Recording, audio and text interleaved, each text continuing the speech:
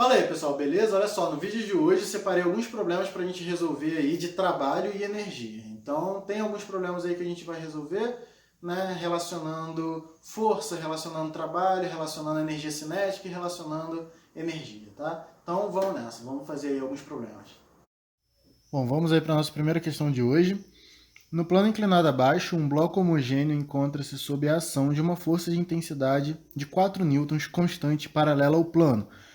O bloco percorre a distância AB, que é igual a 1,6 metros, ao longo do plano com velocidade constante. Desprezando-se o atrito, então a massa do bloco e o trabalho realizado pela força-peso quando o bloco se desloca do ponto A para o ponto B são respectivamente. Então é isso aí que a gente está querendo.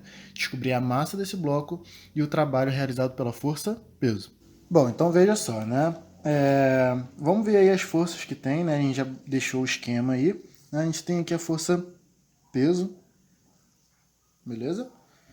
E a gente sabe que parte desse peso é o que está, né, fazendo o bloco descer aqui pela rampa, né? Então, quando a gente decompõe essa força-peso, né, vocês sabem aí, né, pelas videoaulas de plano inclinado, né, se você ainda não assistiu, tem aqui o link na descrição, né, a componente do peso que vai estar aqui paralelo ao plano vai ser o P seno de θ, que nesse caso é de 60 graus.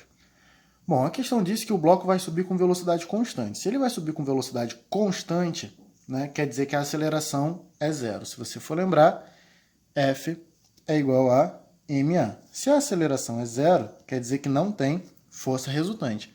Se não tem força resultante, é porque a mesma força que está para cima é igual à força que está para baixo. Então, o que a gente pode fazer aqui?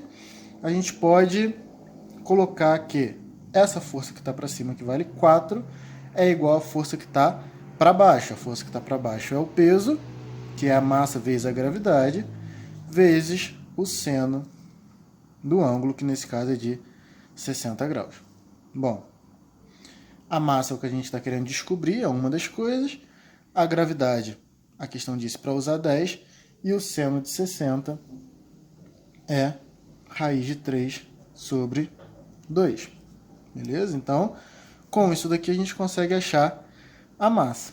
Passando 2 para o outro lado, 2 vezes 4, 8. Passo 10 dividindo, 8 dividido por 10, 0,8. Então, a gente tem aqui 0,8. Raiz de 3 vai passar para o outro lado. Tá aqui. Bom, o que a gente vai fazer? O que a gente vai fazer racionalizar. Vamos multiplicar aqui por raiz de 3 embaixo e em cima, certo? Então, fazendo isso, a gente tem 0,8 raiz de 3 em cima e embaixo a gente tem 3, certo? Bom, só para ficar aí da forma que está nas alternativas, vamos multiplicar por 5 em cima e embaixo, e aí a gente vai ter aqui 4 raiz de 3 sobre 15, certo? Então, essa daqui é a massa do objeto. E o trabalho, né? E o trabalho do objeto? Desculpa, o trabalho da força-peso. A gente sabe que o trabalho da força-peso é igual à energia potencial gravitacional, certo? Então, veja só. A energia potencial gravitacional é mgh. A massa eu sei, a gravidade eu sei. Eu tenho que descobrir a altura que esse objeto vai atingir. Para isso, a gente vai construir aqui um triângulo retângulo, certo? Em que a hipotenusa vale 1,6 e eu posso construir aqui um triângulo retângulo em que esse ângulo é 60 graus e essa altura que ele vai subir eu vou chamar de h. Então, como é que eu descubro a altura? Utilizando trigonometria, eu sei que o seno de 60 graus é igual ao cateto oposto, h, sobre a hipotenusa, que é 1,6. Certo? Bom, o seno de 60, raiz de 3 sobre 2. Com isso eu já consigo descobrir o h. Quanto é que vai valer o h? Passando 1,6 para o outro lado e dividindo por 2, a altura que ele vai subir é de 0,8 raiz de 3 metros. Então, como é que eu calculo o trabalho? O trabalho da força-peso vai ser de... Bom, como a força-peso, né, é para baixo e o objeto está subindo, o trabalho ele é negativo, ele é no sentido contrário da força-peso. Então, nesse caso, vai ser de menos a massa, 4 raiz de 3 sobre 15, vezes a gravidade, que vale 10, vezes a altura que ele vai subir, que a gente calculou aqui que vale 0,8 raiz de 3. Bom, 0,8 vezes 10, 8. 8 vezes 4 vai dar 32. Então, eu tenho aqui um trabalho de 32 vezes raiz de 3, 3. Então, 32 vezes 3, 96. 96 dividido por 15, a gente vai ter um trabalho de menos 6,4 joules. Bom, uma questão clássica aí, né, com gráfico, né, envolvendo trabalho, diz o seguinte: o gráfico indica como varia a intensidade de uma força aplicada ininterruptamente sobre um corpo enquanto é realizado um deslocamento na mesma direção e no mesmo sentido das forças aplicadas. Na física, existe uma grandeza denominada trabalho. O trabalho de uma força durante a realização de um deslocamento é determinado pelo produto entre essas duas grandezas, ou seja, a força e o deslocamento. Considerando o gráfico dado, o trabalho total realizado pelo deslocamento de 8 metros em joules corresponde a... Bom, por que é uma questão clássica? É uma questão clássica porque os vestibulares gostam muito dessas questões aí envolvendo gráfico, né? Como eu costumo falar para os alunos, encontrou uma questão envolvendo gráfico e não sabe o que fazer, parte para a área. É o que a gente tem que fazer aqui, né? Se você bem lembrar, né, o trabalho ele é calculado como sendo a força vezes o deslocamento, certo? Bom, se você for pensar bem, né, força vezes deslocamento é basicamente a área aqui, né, de cada um desses retângulos, né, quando a gente tem uma força constante. Então, eu tenho uma força constante e um deslocamento. A área nesse gráfico corresponde ao trabalho. De uma forma geral, o trabalho sempre é indicado pela área embaixo do gráfico da força pelo deslocamento, beleza? Então é isso daí que a gente vai fazer. Basicamente, essa questão é calcular a área embaixo desse gráfico. Então a gente vai calcular a área desse retângulo aqui, que nesse caso é 2 a base, 60 a altura, 2 vezes 60, a gente tem aqui 120. A área desse segundo retângulo aqui, em que a gente tem a base valendo 4 e a altura valendo 40, então a gente tem 160. E desse último retângulo, 2 vezes 20, 40.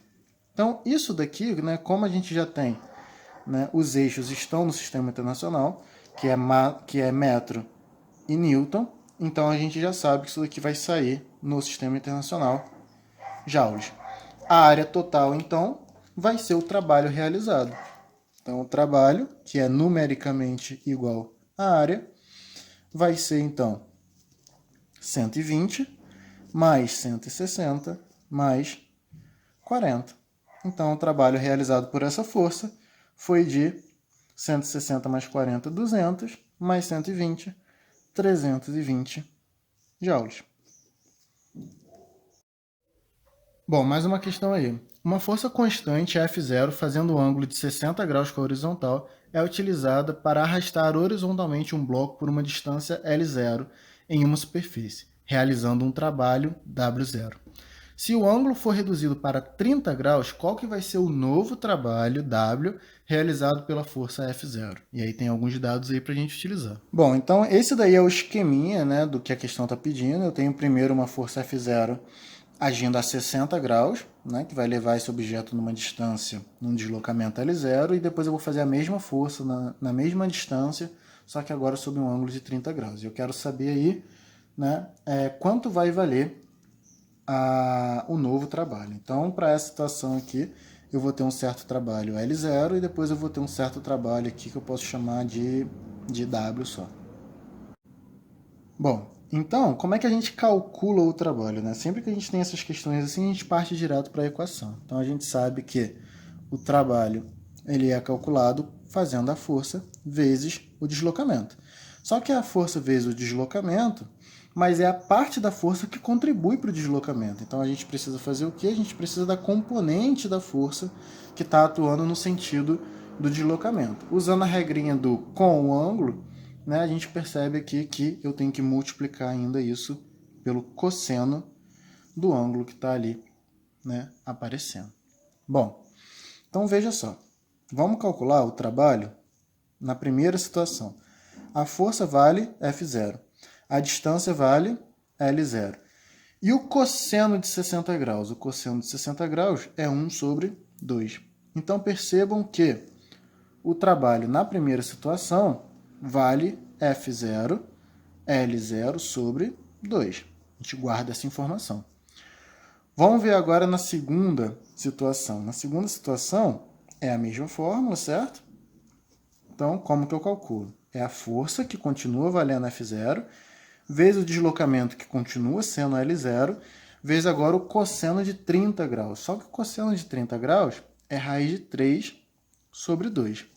Reescrevendo isso daqui, né, de um jeito um pouco mais visível, a gente percebe que vai ser raiz de 3, né, a ordem dos fatores não altera o produto, vezes F0, L0 sobre 2. Tá? Então, só joguei o raiz de 3 lá para frente. Percebam que esse valor está aparecendo aqui. Então, se esse valor é o trabalho na primeira situação, eu posso jogar isso aqui. Então, o trabalho da segunda situação vai ser raiz de 3 vezes o trabalho da primeira situação. Né? Então, raiz de 3, W0, é o trabalho na nova situação. Bom, então para fechar aí, um bom atleta no salto em distância é também um bom corredor. Durante um tiro curto, um bom corredor pode atingir uma velocidade de 10 metros por segundo. Se um atleta de 70 kg de massa, ao partir do repouso, atinge essa velocidade no momento do salto, qual o trabalho realizado pela força que impulsiona o atleta nesse intervalo, desprezando as forças internas do atleta? Bom, galera, então para a gente fazer esse problema aí, a gente tem que lembrar, né, da relação que existe entre trabalho e energia cinética. Né? Se o atleta está ganhando velocidade, ele está ganhando energia cinética, e o trabalho que ele realiza é para ganhar essa velocidade. Né? Então, o que a gente tem? A gente tem aqui que o trabalho ele pode ser calculado, nesse caso, como sendo a variação da energia cinética. Beleza? Então, se é a variação da energia cinética, então a gente tem que o trabalho vai ser a energia cinética final menos a energia cinética inicial. Só que esse camarada ele começou do repouso, então a energia cinética inicial é 0. Ou seja, o trabalho realizado por ele é igual à energia cinética final, que é calculado como sendo mv² sobre 2. Beleza? Bom, então, substituindo valores, a gente tem que o trabalho vai ser de a massa do atleta, 70 kg. A velocidade dele, que ele atinge, né, durante a corrida, é de 10 metros por segundo, ao quadrado sobre 2. Então, 10 ao quadrado, 100. 70 vezes 100, 7.000 dividido por 2. A gente tem um trabalho de 3.500 joules. Bom, pessoal, então é isso. Qualquer dúvida que tenha ficado, só entrar em contato comigo, me mandando um e-mail, entrando em contato pelas redes sociais, e a gente vai tirando as dúvidas que tenham ficado. Abração, até a próxima.